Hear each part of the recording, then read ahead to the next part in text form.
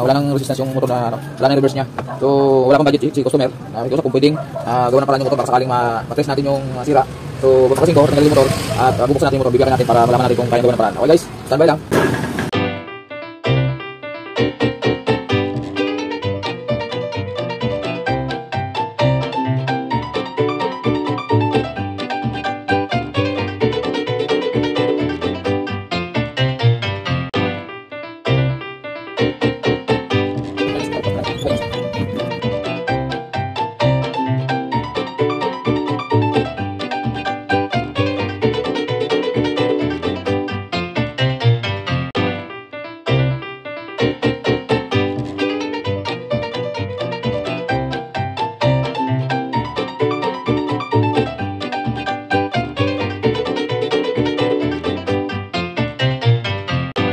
Gano'n na parehas.